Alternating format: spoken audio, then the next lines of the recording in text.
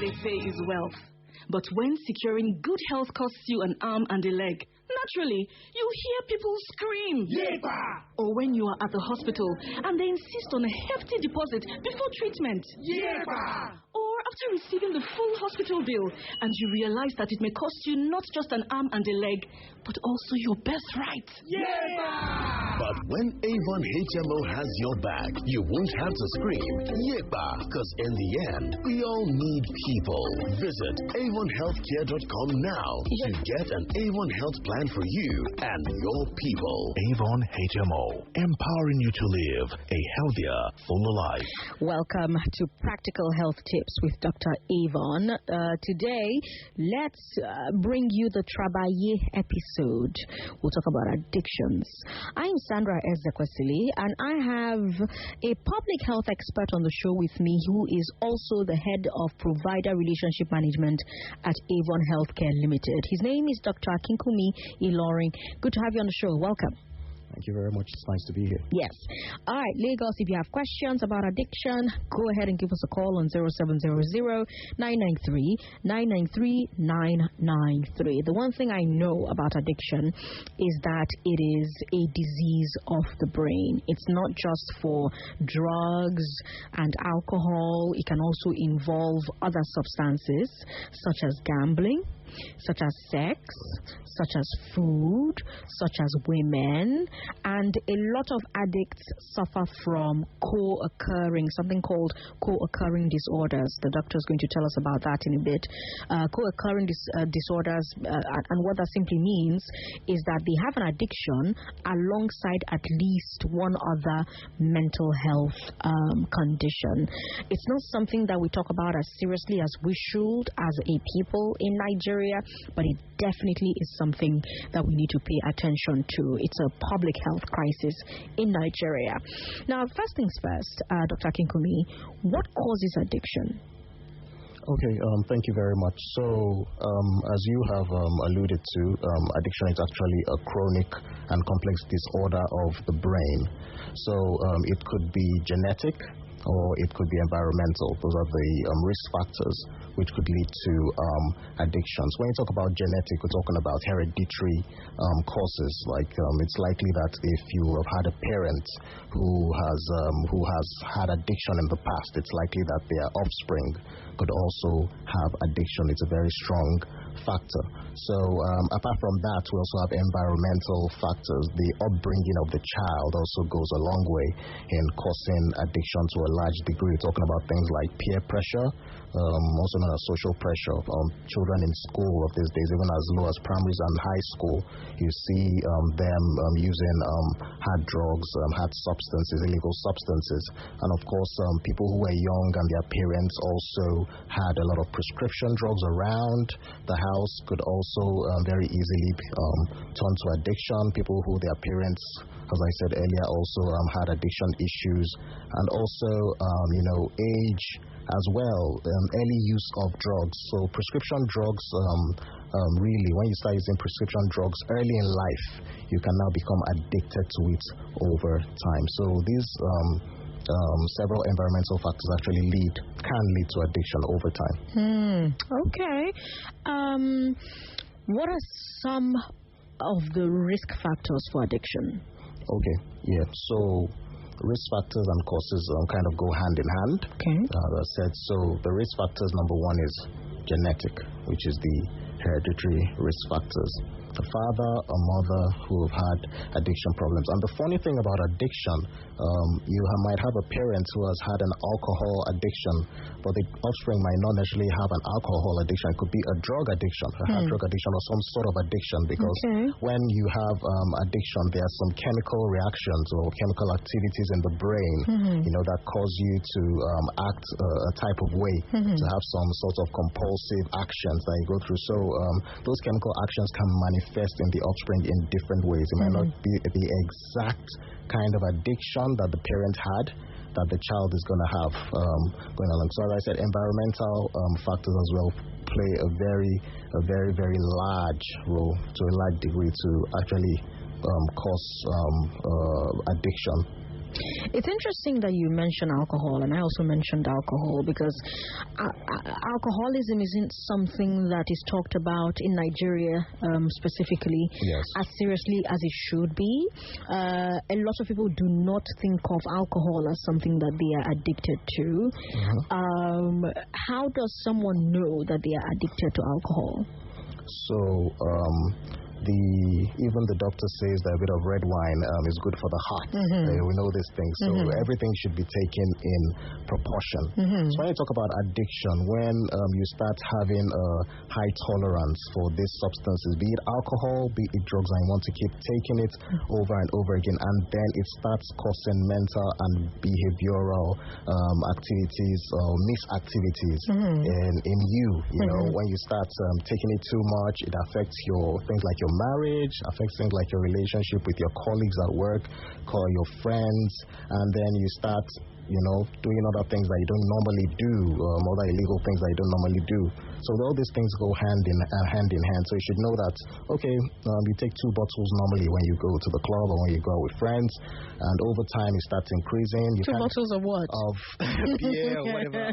Because 2 bottles of beer is different from 2 bottles of gin or tequila. Exactly. So you would have known your threshold. This is what I take on a normal day. Okay. But when this thing starts increasing over time and then it starts causing irrational behavior in you, you know that something is actually going wrong, and you need to, of course, seek help at that point. Okay. What are the most common addictions?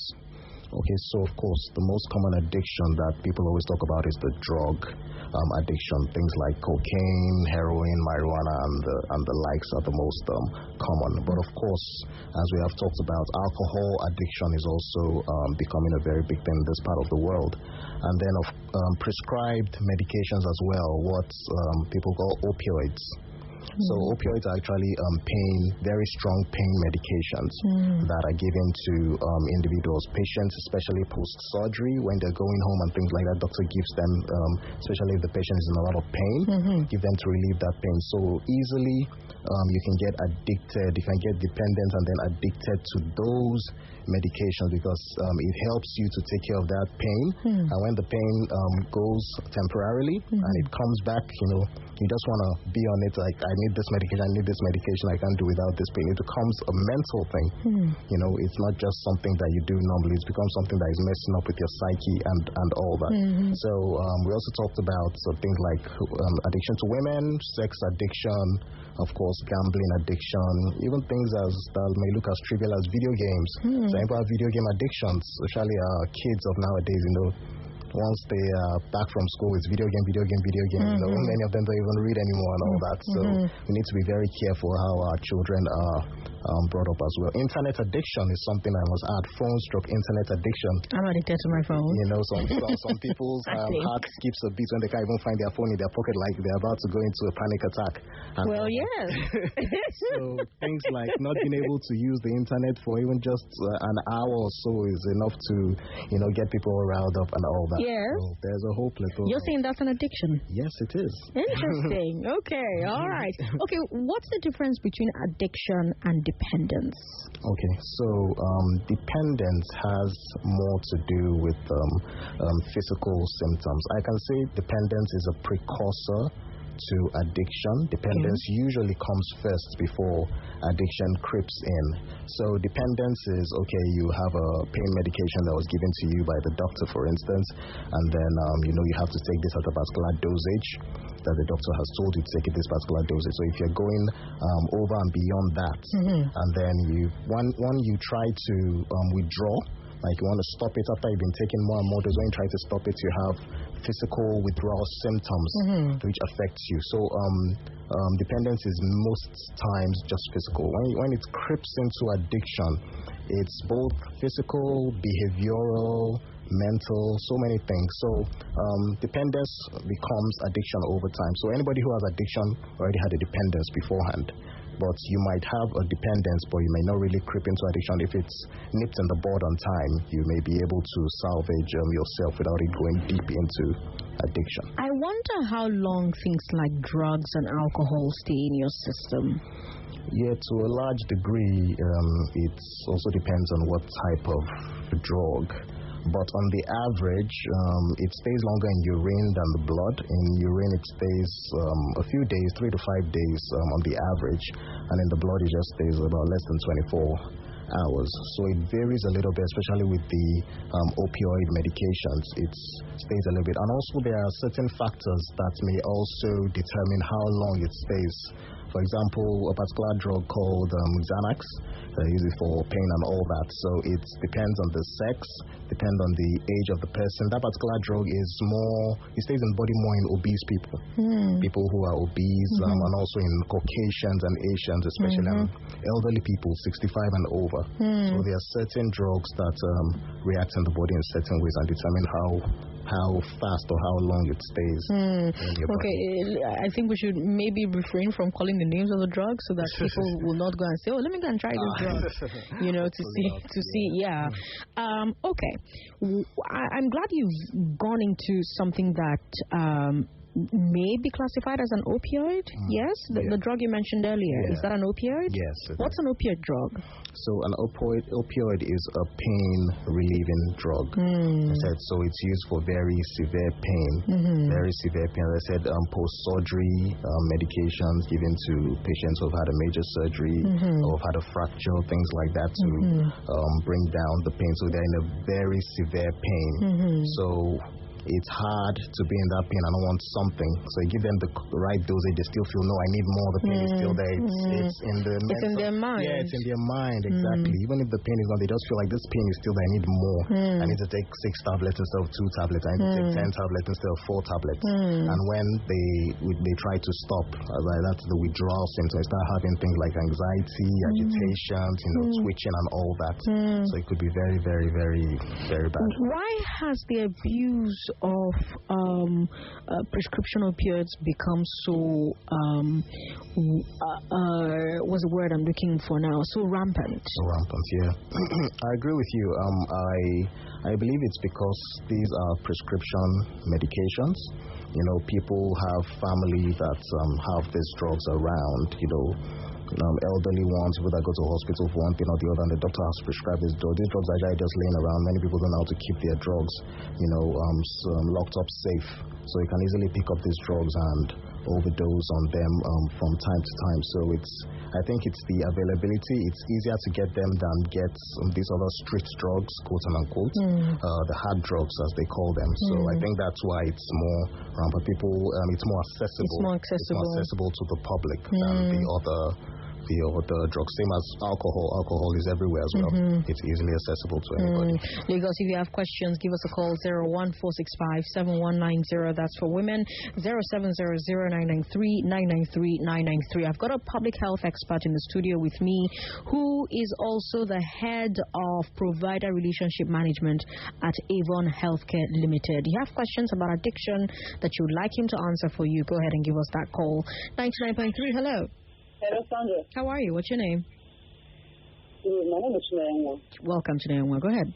Sandra, who will be safe in all this? I don't know how many people that will be safe. I'm telling you. Because I listen. In fact, my daughter asked me this afternoon, Mommy, did they do you with radio? Every time you're listening to radio. I always listen to Nigeria. I don't know whether I'm sick or. My daughter asked me, Mommy, did they do you with radio?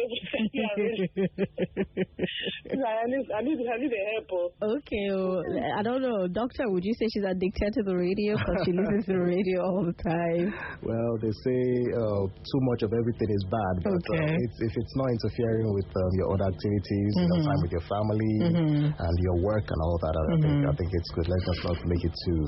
So it's only a problem if it gets in the way of you doing other normal life stuff. Yes, that's when it becomes an addiction. Those behavioral things that it's affecting is what makes it an addiction. I see. Yes.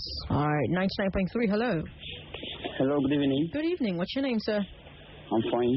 Welcome. Please, I want to ask. I get addicted to masturbation, and I am always troubled my hand anytime I am having difficulty sleeping. Anytime I involve myself in masturbation, I easily get sleep. Is it an addiction? So you have trouble with sleeping, and you can only sleep if you masturbate. Is that what you're saying? Yes. Okay. Yes. Okay. Is that an addiction? He's asking. I don't know. Do you have further questions to ask him to help answer that question? Yes, as we just talked about, there would be some behavioral things that are changing in his lifestyle. His lifestyle will start to change, especially in people with relationships. People in relationships have a fiance, have a wife or husband. These things will start leading to other things like maybe lying, things like cheating could creep in because, of course, they're trying to cover that addiction. That's why you don't want to tell your spouse that I'm masturbating or whatever it is. So other things might also creep in, other vices might also creep in. So one needs to be very, very careful and know when to get help. Yes, very, very important. With masturbation, when is the time to get help? So when you see that it's interfering with your work, you can't sleep early. You're in the office. When you don't sleep early, you won't wake up early. Most times you'll be late to work. That you have issues at work with HR or your boss or whatever it may be. So you can't concentrate at work when you're having a conversation with the opposite sex or whatever it may. You can't concentrate on what the person is actually saying. You can't concentrate in meetings. You're thinking sexual thoughts and all that. So it's important that you recognize at that particular moment that something needs to change. I need to get help. Exactly. What kind of help is available? So in this day and age, we have several support systems so there are support groups out there, and of course we have a lot of mental institutions, mental facilities cropping up all over now, nice, good, recognized ones.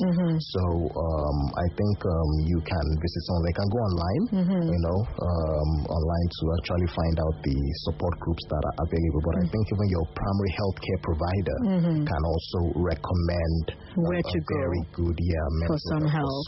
For some help, yes. Okay, if you just tuned in, hello to you. I've got a public health expert on the show with me on practical health with health tips with Dr. Avon. Avon HMO brings this show to you every Tuesday from 6:30, and we share practical health tips, and today we're talking about addictions. And I have to ask Dr. Akinkunmi, why do some people become addicted while others do not?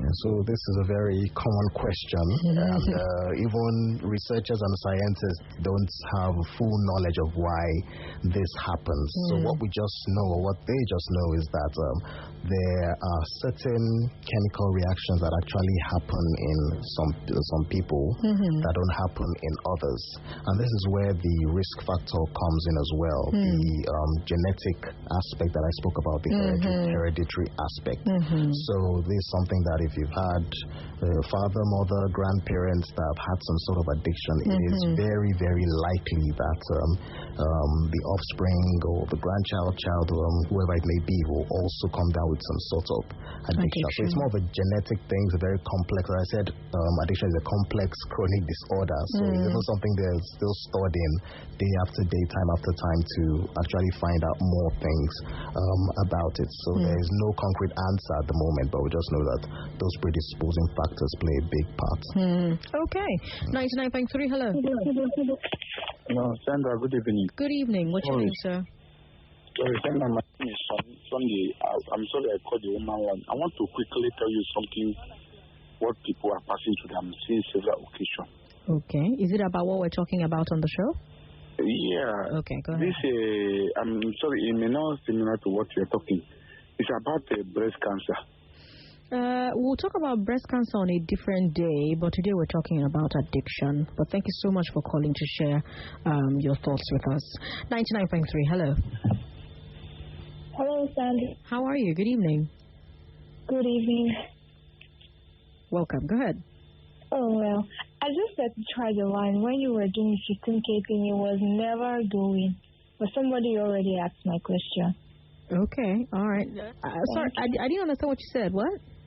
I just had to try the line. When you were doing the 15K thing, it was never going.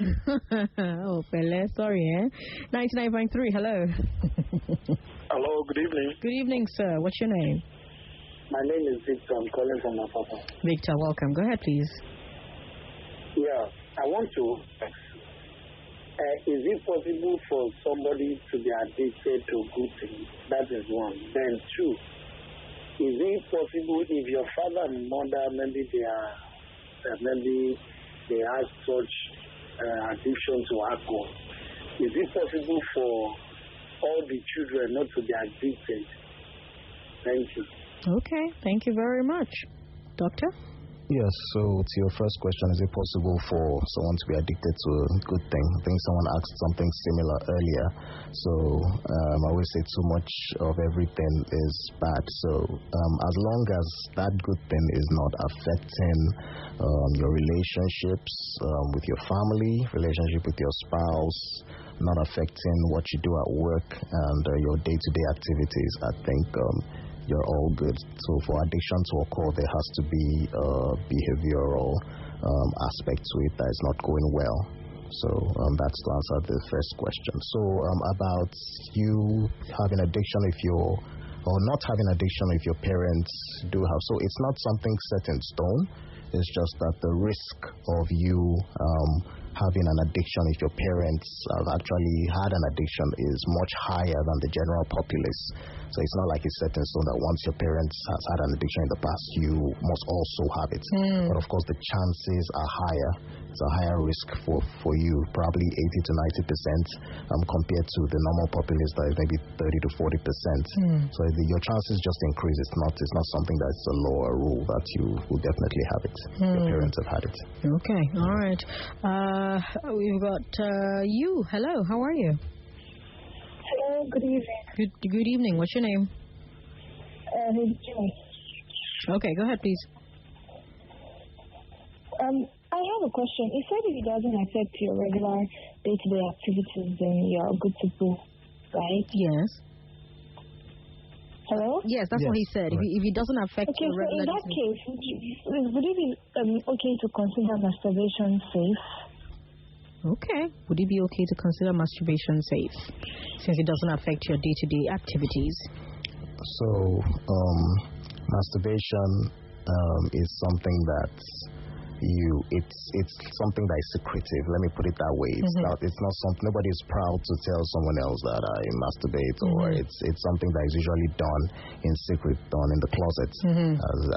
So over time, it will definitely affect your either your relationship or your work and all that. So it may start as a small thing, something you do maybe once a week, once a month, whatever it may be. But that's the thing about dependence and addiction.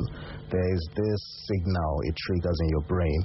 There is this high that it triggers in your brain that this thing gives me that whenever I do it, it gives me the high. And despite it, you having guilt, because usually when someone masturbates, you have you feel guilty. But that's because of indoctrination, not really because of what you're doing. Because the same thing, when people have premarital sex, afterwards they also have some guilt. Yes, true, correct. So masturbation over time, I mean, because of the high it gives you at that particular time, I want to keep enjoying that high over and over and over again. That's the whole point of addiction. So it could become risky. It could become risky. Okay.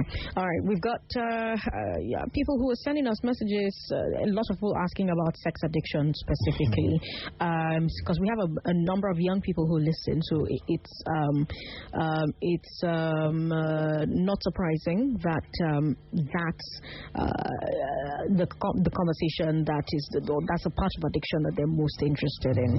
Now, I have to ask, the legal use of marijuana is spreading in some countries, right? Does that mean that marijuana isn't addictive? Marijuana is very, very addictive, but there are certain benefits of marijuana. So it's just a situation where you have to look at the benefits and also look at the risk. Do the benefits outweigh the risk or vice versa? So marijuana is used for a certain number of conditions. So the reason why it was legalized in certain countries or certain states in the U.S. and all that is it has certain recreational value. and certain medicinal value. It's used to treat certain musculoskeletal diseases, arthritis, fibromyalgia, and all that. So it helps. So, but of course, it has to be taken in the description or according to the prescription of the doctor. So it's when you start abusing it that it becomes a problem. So even in those states that they've been approved, or in those countries where they've been approved, there are still certain limits. You still have to follow the doctor's instructions. It's not something you can just take anyhow without having a prescription. And if you get into trouble based on you using marijuana, well, there are some states that approve it for leisure as well. Exactly, the recreational use. Recreational use. So you just have to see that the benefits outweigh the risk. That's what gave them the impulse to actually approve the, but you have to be very careful. Have to be very careful with marijuana. Yes. Okay, of course, don't smoke marijuana. It's illegal in Nigeria. So don't go and say you heard Dr. Avon on Sandra's show. In Nigeria, marijuana is illegal. Let's take a break. When we come back from this break, we'll hear more from Dr. Avon. Practical health tips with Dr. Avon is brought to you by AVON HMO. Don't go away. In life, everybody needs somebody. Whether it's a baby needing their mom's tender care, baby, don't you cry, or kids needing a traffic officer to cross the road, or simply nursing someone back to health. Just like people need Avon, Nigeria's HMO of choice for easy access to first-rate affordable healthcare. Visit avonhealthcare.com now to get an Avon health plan for you and your people. Avon HMO, empowering you to live a healthier, fuller life. Now, of course, Lagos, if you have more questions, you can email Avon Healthcare at practicaltips@avonhealthcare.com. Email them today and they'll have answers to some of your questions. If you don't know how email works or you don't have the energy to start typing email, just check them out on Twitter or Facebook or Instagram. Their handle is at Avon HMO. Avon is spelled AVON HMO. H for house, M for music, O for organization. Avon HMO. That's how you can reach out to them and ask as many questions as possible to the professionals at Avon HMO, and they'll try their best to answer. Because hey, they're here on Nigeria Info every Tuesday for 30 minutes, bringing you practical health tips because they need you to be very healthy. And today's Dr. Avon is Dr. Akinkunmi Ilori, who is a public health expert. He's also the head of provider relationship management at AVON Healthcare Limited. Now let's come to solutions because we've got less than 3 minutes left. How can an addict be helped? If you have looked at your life and you've seen that, oh, this gambling is getting in the way of regular stuff, this masturbation is getting in the way of regular stuff, this drinking is getting in the way of regular stuff, I'm abusing pain medication, etc., etc. How can I get help? You mentioned support groups earlier on, but see that I can't reach out to all those people. Is there anything else that I can do as somebody who loves an addict to help them? Yes. So no man is an island. So we say everybody needs help at one point in their lives or the other. So first, I think you should have someone you can connect with on that level. Someone you can talk to about this. If it's a spouse, much better if it's a family member, sister, brother, parent. You need someone you can actually reach out to. And for people who have someone who's going through addiction as a loved one or a spouse, you also need to educate yourself about the processes of addiction and all that, so you can more easily understand what the person is going through. So first of all, the person should educate his or herself, the loved one, and of course the spouse should be able to show a lot of support. Try to avoid criticism of the person, trying to avoid shaming the person and all that. That would just let the person just go back into his or her shell and not be able to actually open up. As I said, support groups are out there. Your primary health care provider will also give you tips on who to see, because we have a lot of mental health specialists around the country at the moment. So for me, support is the major thing.